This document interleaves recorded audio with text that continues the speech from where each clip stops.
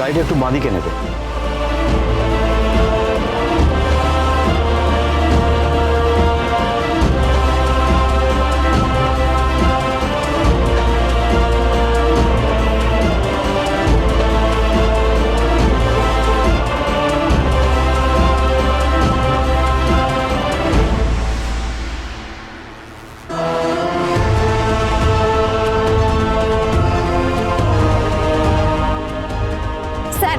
পাওয়া গেল মেয়েটাকে?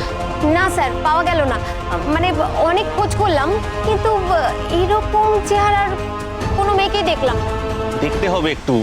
ওই 15 মিনিটের জ্যামটায় আমরা আটকে গেলাম, ওতেই গন্ডগোলটা হলো সব। কিন্তু স্যার, একটুখানি দেরি হলে কি উনি চলে যাবেন? এখানেই তো ওয়েট করার কথা। ফোনেও তো পাচ্ছি না ওকে, অদ্ভুত ব্যাপার। আচ্ছা, এই সময় কেউ ফোনটা সুইচ অফ করে রাখে? ওকে তো চালাক চতুর মেয়ে বলেই শুনেছি।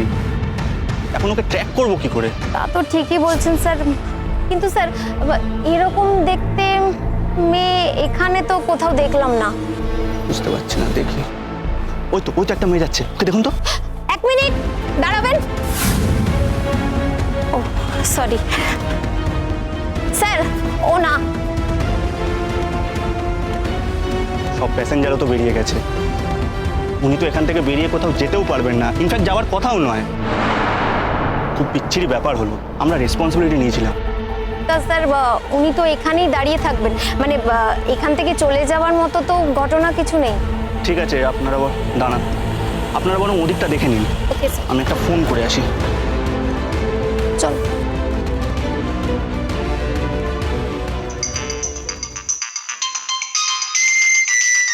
হ্যাঁ স্যার, রোশনাইকে পেয়ে গেছেন? না স্যার, দেখা হয়নি। আসলে আমরা 15 মিনিট লেট করে ফেলেছিলাম। আমার মনে হচ্ছে সেখানেই কোনো গন্ডগোল হয়েছে। কি বলছেন আপনি? গন্ডগোল হয়ে গেছে মানে?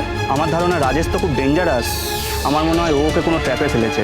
দিনের দুপুরে একটি মেয়েকে সকলের সামনে কি করে? কি হয়েছে ঠিক বলতে পারবো না। আমার মনে হচ্ছে কোনো ট্রিক্স করেছে।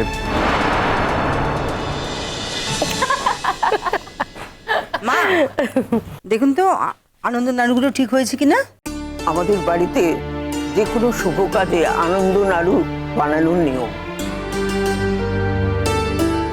কিন্তু বড় বৌমা, এই নাড়ুতে তো হবে না, আরো অনেক লোক আসবে। না না মা, আরো হচ্ছে তো। আমি দেখাতে নিয়ে আসলাম যে ঠিক হচ্ছে কিনা, সেটা আপনি দেখে দিন। তাই তো বলছি, আজকে বন্ধু বান্ধব আত্মীয় স্বজন সবাই আসবে, সকলকেই তো আগে আনন্দ নাড়ু দিতে হবে।